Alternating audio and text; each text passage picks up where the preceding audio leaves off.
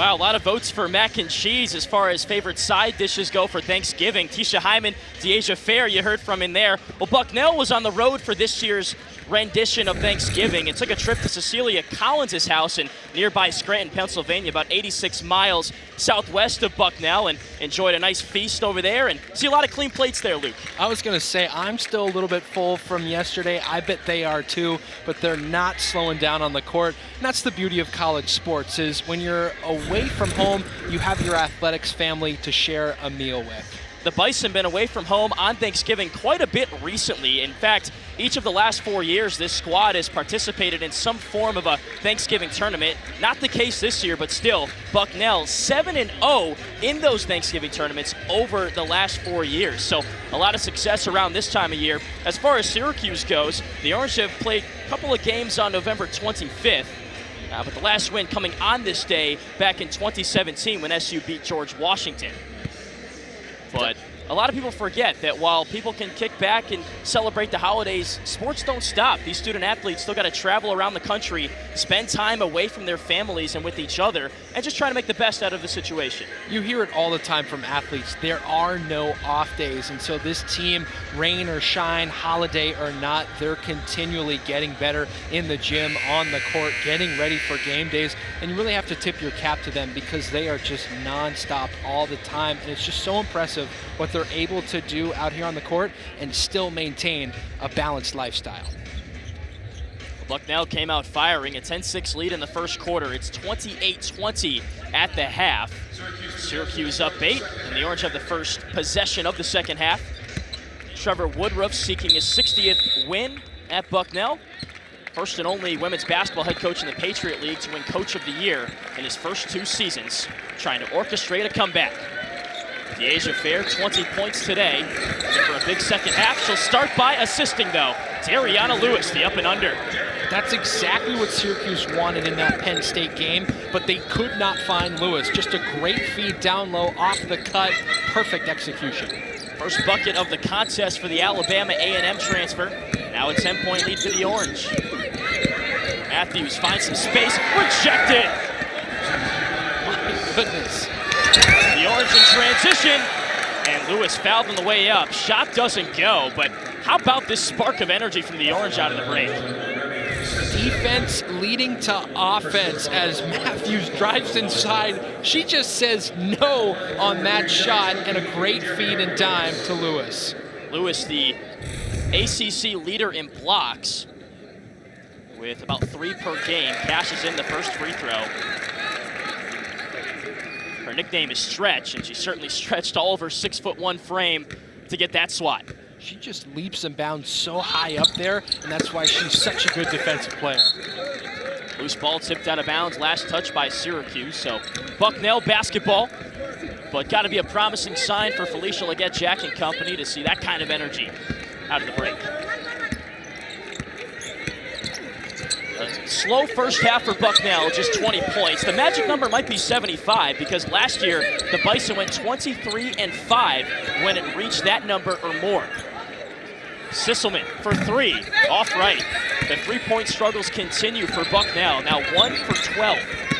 It's just tough because this is a team that came in shooting 32%. You want to see them continue to strike those threes. They're just not following. Lewis gets the roll. Impressive lefty shot from Lewis. Off to a great start in this second half. We've seen her on defense, now on offense. This is the Syracuse Lewis that we know and have seen from those first 4 games. It's almost like she disappeared against Penn State, but she's back playing her level of ball. She really did, just 4 points, 2 for 3, so very limited opportunities. Has 5 in this contest, so already surpassed that number. Matthews picks up her dribble, finds Collins, the leading scorer for Bucknell. Drives inside, takes some contact, doesn't finish, but the sophomore headed to the free throw line. She uses that screen exceptionally well, too, from Emma Schaefer. You see her on the block right here, and she just rolls off of it, takes the contact from Strong, and like I mentioned earlier, there's just no fear to Cecilia Collins. She just goes at the rim and is very technical with her shots, too. Second team All-Patriot last year, the first Bucknell freshman to make any of the 3 All-League teams since 2001 from Scranton, Pennsylvania, where who's a two-time All-Stater and accumulated a 52-0 perfect league record with Scranton Prep. One thing that Coach Woodruff said about her is that he's never heard her had an excuse about school or anything. She just comes, shows up, and works hard.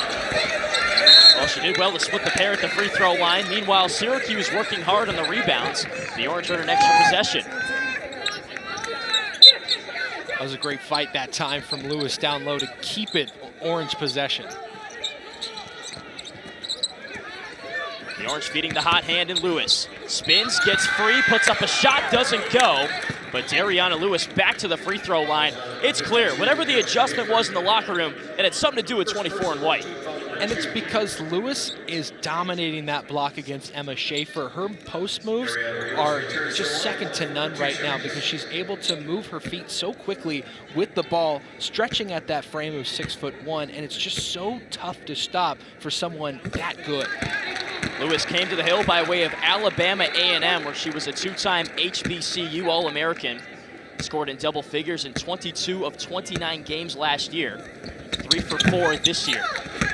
This is the second free throw. Schaefer with the board for Bucknell.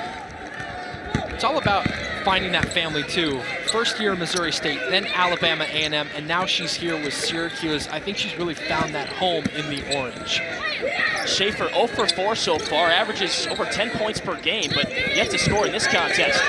Takeaway, Tisha Hyman, full court pass up ahead, the Orange with numbers. Asia Strong, lefty layup, counted and a foul. Turnovers for touchdowns for Syracuse, and an old-fashioned three-point play for Strong.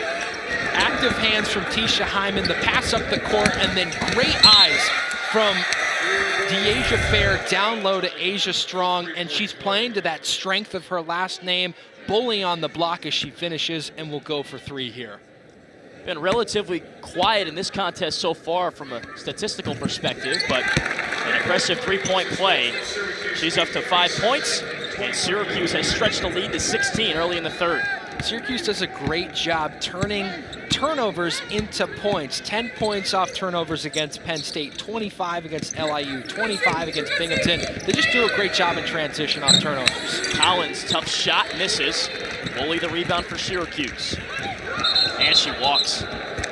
Ooh, you saw that too right when she did it. It was just that slight hesitation from her that made her think about throwing the ball and then went, nope, she's not open. And that's what caught her. The feet went too far without passing it. Tried to find Deasia Fair cherry picking in the offensive end, but forgot to dribble. Now Bucknell back on offense. A team that really looked disciplined in the first quarter, but has since struggled with the turnover bug.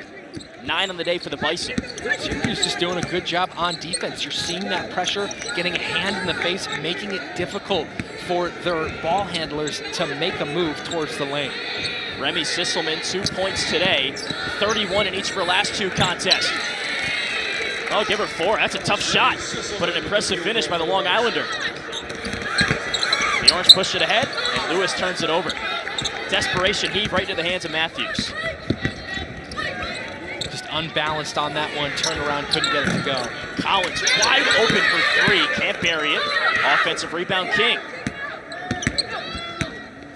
When you're shooting under 8% from three-point range, it's really tough to have yourself in this game, John.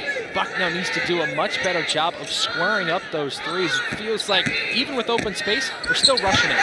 Collins rejected with short time on the shot clock. That's Dariana Lewis again. She just continues to be a menace down low for the Orange as she just off the block, gets her hand up. She's so good at timing it too and not hitting the body. The Orange with a great defensive display there. Gonna turn it into some offense. But they can't. Georgia Woolley, another mistake. Leaves a mid-range jumper short. It's Bucknell basketball. Gotta be tough for Woolley though. Someone that played last week, then took a break, didn't play against Penn State, it's got to be hard to find a rhythm a little bit when you're playing, then taking a game off, then getting back into action. Well, it's always the question of that bye week. Does it help or does it really hurt a team? And that's the same thing for Woolley. When you sit, you get extra time to rest, but getting back into that rhythm, as you said, is a little bit more difficult as she airballed that shot because there wasn't enough oomph from her legs down low. Elena Rice replaces her. Strong gambles, nearly forces a turnover, and now the Orange team up for a jump ball. Felicia Leggett-Jack, loves it. Possession arrow favors Bucknell, so it stays in the right end. A lot of coaches really like when you're more successful on the defensive side than the offensive side because Syracuse is going all out for these balls right here on the defensive side, and that's got FLGA hyped up. Well, she considers herself a defensive coach. The Orange playing some defense here. Late shot clock heave. Nowhere near the goal. Just great defense, forcing that late second shot with the shot clock rolling down. Everything's going the Orange their way right now because their defense is so dominant. DeAsia Fair's been quiet so far in the second half, but anything but in the second quarter. No-look feed underneath from Hyman, but offline with Dariana Lewis. That's Bucknell basketball. It's one of her strengths and greatest weaknesses for Tisha Hyman. She's a very excellent passer, but stuff like that where you're not looking, trying to flip it underhand, it's why she leads this team in turnovers. It's just being careless with the basketball. In that situation, if you don't see the pass, hold on to it, jump stop, look for someone else, because now you just cost your team some points on that possession. Bucknell breaks the Syracuse pressure. Collins drives, tries to get the angle, draws contact, can't finish on the layup, but Collins back to the free throw line for a couple of shots. Well, the Orange continuing the success from the second quarter. Now a 14-point lead for the Cuse midway through the third quarter. The adjustments in the halftime locker room paying off early for the Cuse on this Black Friday.